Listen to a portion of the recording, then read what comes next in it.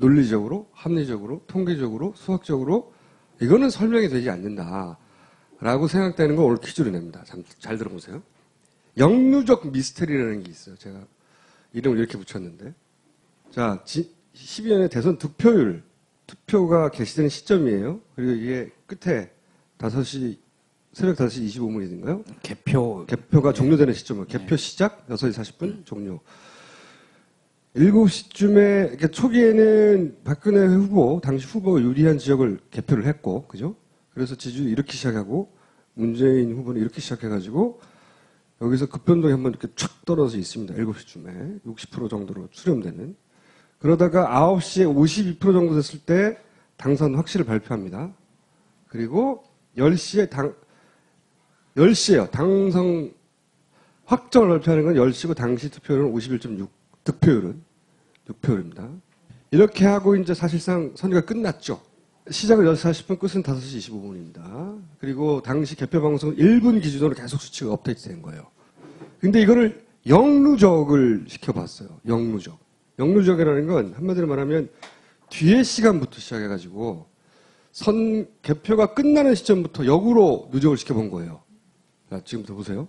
이걸 영루적을 시켜보면, 자, 이거는 아까도 방금 설명드렸지만 개표가 완료된 시점부터 시작해가지고 개표가 시작된 시점까지 시간의 역순으로 그 1분 단위 득표수를 누적해가지고 득표를 표시한 겁니다. 그렇게 되면 어떻게 되느냐. 새벽 12시 54분에 여기가 그러니까 새벽 5시 52분인 거예요. 여기가 19일 날 개표가 시작된 6시 40분이거든요. 거꾸로 된 거예요, 이제 시간이. 새벽 5시 25분부터 역으로 새벽 12시 53분까지는 희한하게도 문재인 후보가 표가 더 많습니다.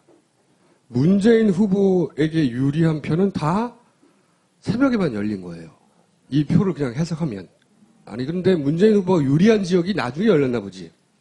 이렇게 생각할 수도 있어요. 예를 들어서 초반에 대구나 이런 데서 열려서 박근혜 후보가 유리했던 것처럼 뒷부분에는 문재인 후보가 유리한 지역에서 열렸나 보지 라고 생각할 수 있으나 그렇지 않습니다. 그 다음 보면 예를 들어서 이제 구체적으로 보자고. 경기도는 거꾸로 시작하면 그러니까 7시 17분에 개표가 돼서 마감이 1시 5분이 됐어요. 그러니까 거꾸로 이제 1시 5분부터 시작해가지고 7시 17분까지 영루적을 해보죠. 그러면 지금 이렇게 전국을 합산한 것처럼 경기도도 그렇게 나타나요. 경기도도 박근혜 후보가 파란색이에요. 이쪽 개표 초반엔 이기죠. 뒷부분에 가면 문재인 후보가 이깁니다. 그러니까 경기도도 문재인 후보를 지지하는 표는 뒤에 함이 됐다는 얘기예요. 이 문재인 후보의 경기도 득표율은 53%까지도 치솟습니다. 요 부분을 확대해요. 이렇게 확대해서 보면, 문재인 후보가 뒷부분에 가가지고 거의 4시간 동안 계속 앞서요, 이렇게. 정누적과 유사한 모습이죠? 인천도 볼까요? 옆에 붙어 있는? 인천도 마찬가지 현상이 벌어집니다. 뒷부분에 문재인 후보가 올라가요. 소위 선언이 일어난 이후, 당선 선언이 일어난 이후, 전국적으로 거의 마찬가지입니다. 다만, 개표 시작 시점과 개표 마감 시간이 전국적으로 약간씩 달라요. 하지만 뒷부분에 몰리는 건 다 똑같아요. 문재인 후보가 인천에서 졌는데 이 뒷부분은 이깁니다. 최고 52%까지 찍어요. 그리고 확 떨어져요. 끝에 가서 다시. 강원도도 봅시다. 강원도 졌어요. 문재인 후보가 졌는데 뒷부분 마지막 1시간대 이때는 여기는 6시 40분에 시작해서 밤 12시가 되기도 전에 11시 35분에 끝났거든요. 근데 10시 부근부터 10시 이후 10시가 당선 선언이 된다예요. 그때부터 쑥 떨어지고 문재인은 쑥 올라갑니다. 그래서 뒤에 집중적으로 문재인이 올라가고 결국은 마지막 부분에 가면 역전이 이렇게 일어나요. 여기는 더 짧아요. 강원도는. 경상남도 졌죠? 근데 역시 마찬가지로 여기서는 새벽 3시께 끝나거든요. 2시 53분에. 근데 마지막 1시간 정도 역시 문재인 표가 달립니다. 62대 36인데 끝에 가면은 51대 46으로 역전돼 있어요. 끝에. 경상남도 이거 끝부분을 자세히 표시한 겁니다. 부산 마찬가지죠. 부산이 졌어요. 졌는데 끝에 가면 이렇게 기울기가 만나죠.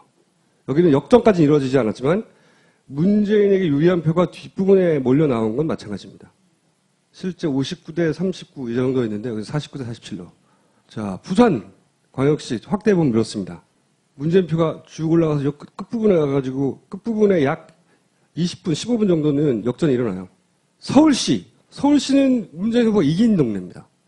역시 뒷부분에 문재인 후보가 득표를 더 많이 해요. 언제부터? 새벽 3시경부터 5시 사이. 2시간 정도. 확대해서 보면 이렇게 쭉 오다가 뒤에 가서 추세는 계속 똑같습니다. 울산. 문재인 후보 치고 올라가죠? 끝에 올라가서 추세는 마찬가지입니다. 결국 역전도 한번 일어나요. 마지막 순간에. 제주도는 아주 극명합니다. 시간 간격은 한 30분이지만 요 30분간 문재인 후보의 득표율이 치솟습니다. 하늘로. 제주도에서 졌어요. 근데 마지막 30분은 이깁니다. 이렇게 역전돼서. 자, 충청북도 마찬가지입니다. 끝에 가서 올라가요. 이거는 당시 1분 간격으로 발표된 방송 데이터를 그대로 숫자로 집어넣어서 그래프를 그린 거예요. 선관위 자료하고도 동일한가요? 완전히 동일하죠. 예. 예외. 그럼 예외는 없냐? 있어요. 대전은 박빙이었어요. 동네가. 거의. 박근혜 후보, 문재인 후보 거의 박빙으로 했거든요. 근데 대전에서는 거꾸로 박근혜 후보가 뒷부분에서 치고 올라갑니다. 그런데 49.8, 49.6 이렇게 박빙이었거든요. 끝에 가서 박근혜 후보가 55.1%로 요 지속기간 1시간 남짓입니다. 추세를 보자면 한 2시간 가까이 되죠. 이렇게 박근혜 후보가 뒷부분을 치고 나가는 예외도 있어요. 예외도 있는데 이렇게 16개 대형 선거구를 기준으로 보면 전국을 누적하면 4시간이지만 예외도 있긴 있으나 공통점 뭐냐? 특정 후보가 우세한 투표함만 어떻게 막판 개표 가능하죠? 이 투표함은 문재인 후보에게 유리해. 그러니까 나중에 가능합니까? 열어보기 전에 불가능하죠.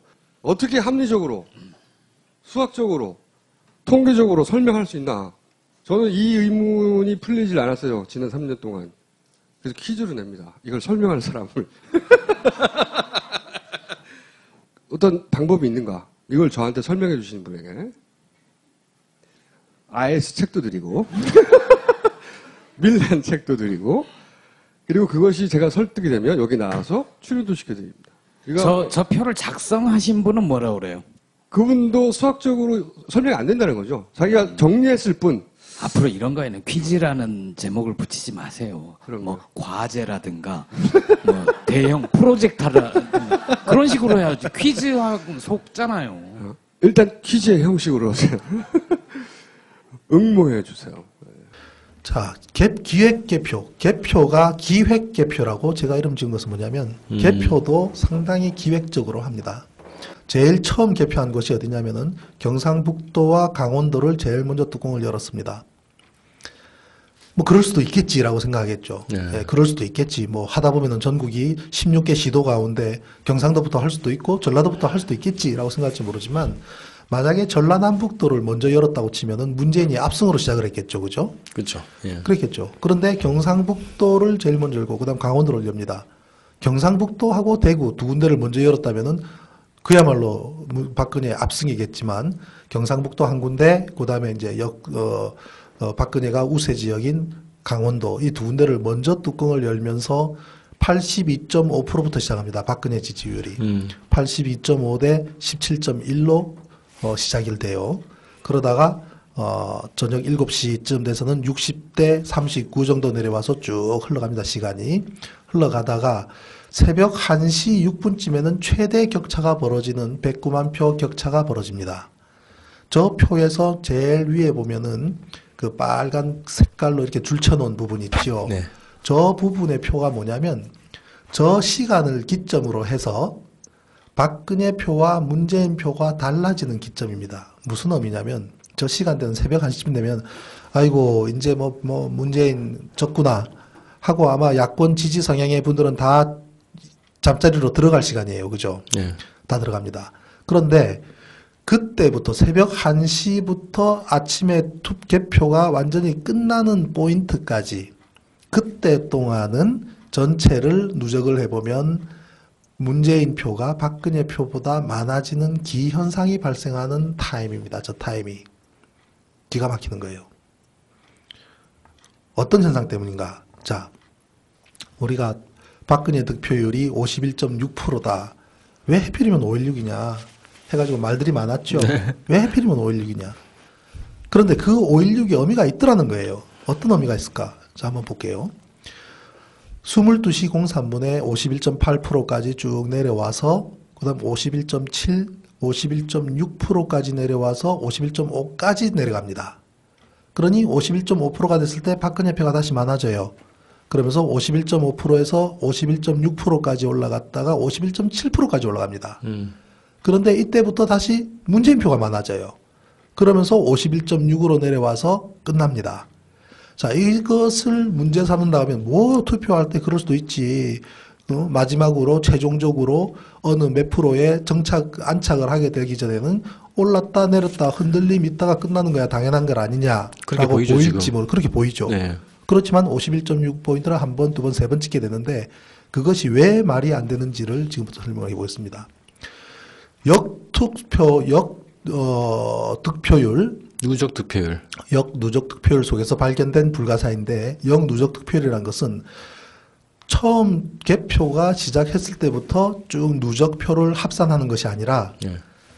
거꾸로 다시 말해서 우리가 개표한 것과 거꾸로 방향으로 개표를 했다고 가정했을 때처럼 맨 끝에서부터 새벽 5시 그 시간대부터 역으로 누적을 해나가는 겁니다. 그게 역누적 득표율인데 그걸로 쭉 카운트를 하다 보니까 전국에 16개 시도 가운데 대구와 경북, 대구 경북은 박근혜 절대적 우세 지역이죠. 압승 지역이고요. 그다음 광주, 전남북 여기는 문재인 절대적 우세 지역이죠. 네.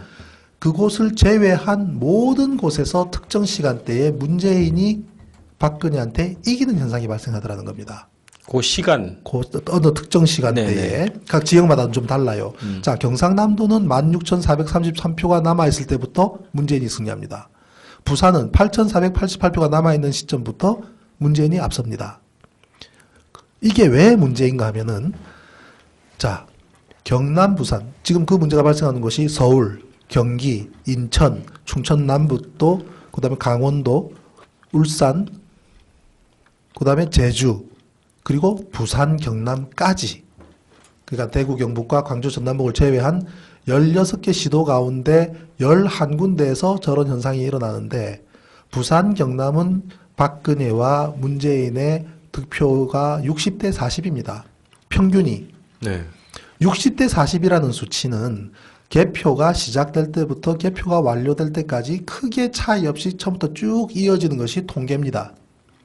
다소 차이가 있다 하더라도 시간마다 차이가 있다고 하면은 62%대 38%라든지 아니면은 55%대 45%라든지 6대 4라고 하는 비율에서 다소 어느 정도 차이가 있을지는 몰라도 만약에 50대 50 박빙이라면은 올랐다 내렸다 하겠지만 6대 4 정도의 차이로 처음부터 끝까지 박근혜가 승리하는 구도라면 그것은 어느 특정 시간에도 문재인 후보가 저렇게 이긴다는 것은 통계적으로 나올 수가 없는데 마지막 16,000표 남았을 때 부산 마지막 8,000표가 남았을 때 경남 부산이 문재인 후보가 앞서는 걸로 드러나는 것은 저거는 통계적으로 이해가 될 수가 없는 부분입니다. 그래서 그 결과적으로 만들어진 것이 51.6%에 안착시키기 위한 처절한 노력을 한 거예요.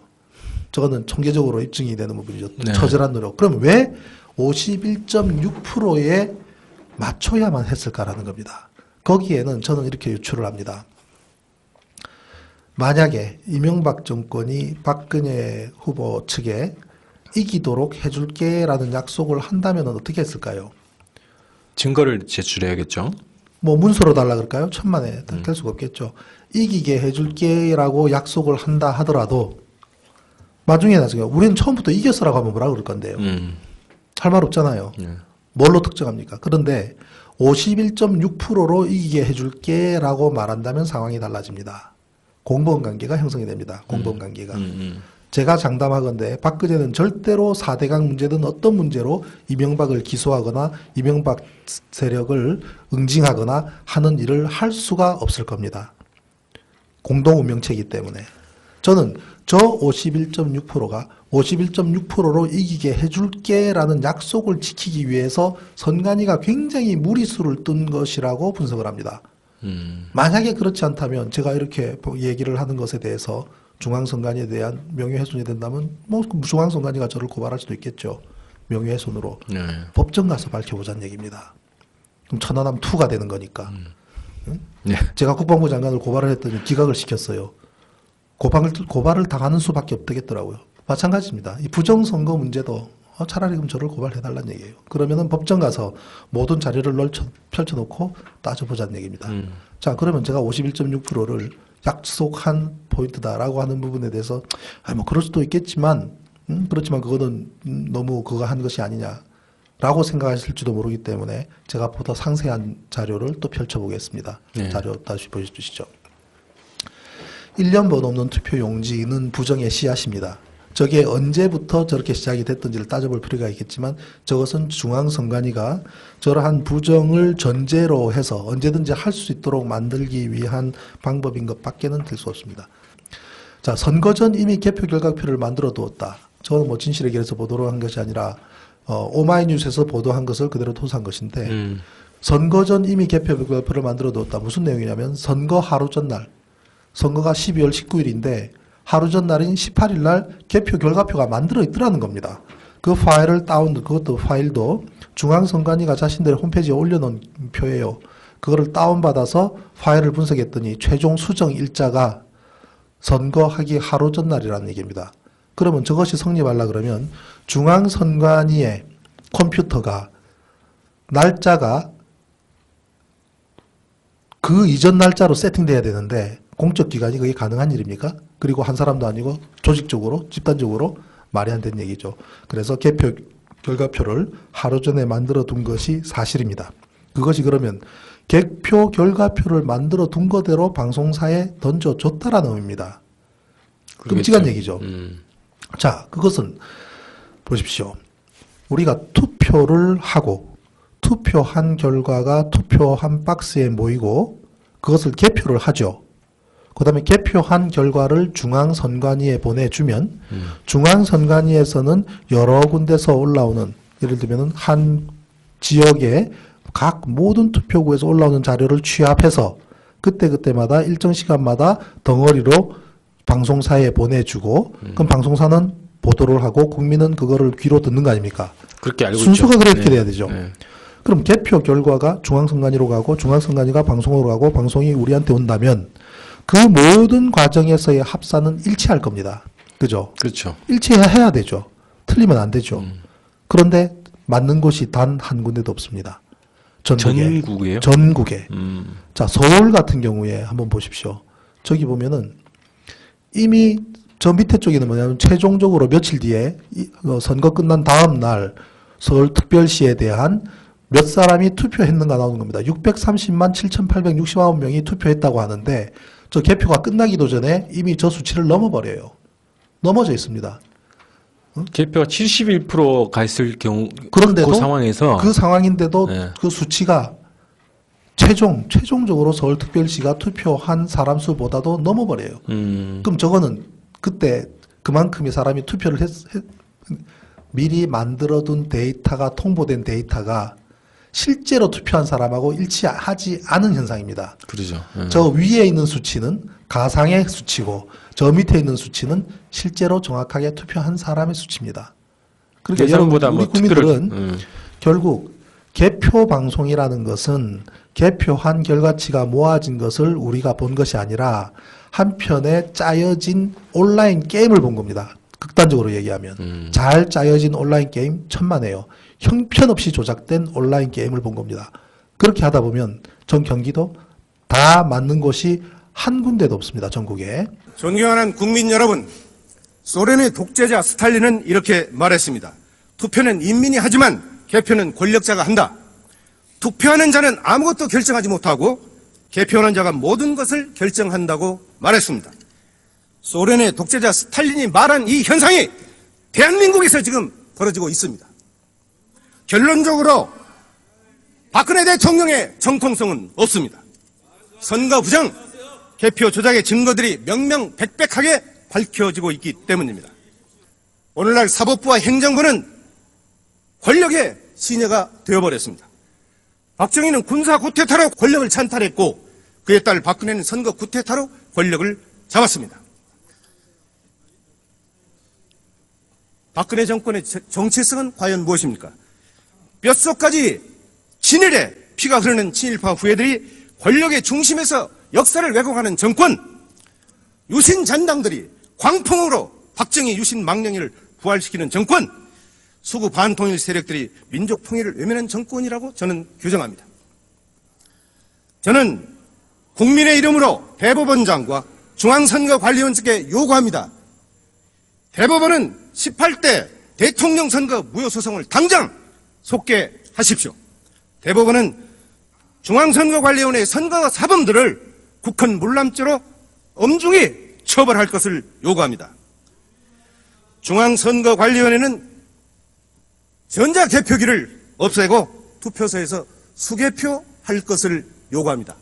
투표소에서 수개표하자는 법안은 이미 제가 대표 발의해서 국회에서 지금 심사 중에 있다는 것을 국민 여러분에게 말씀을 드리면서 반드시 수개표가 국회에서 처리될 수 있도록 해야 될 것을 여러 동료 의원들께 간곡히 말씀드리면서 마치겠습니다. 감사합니다.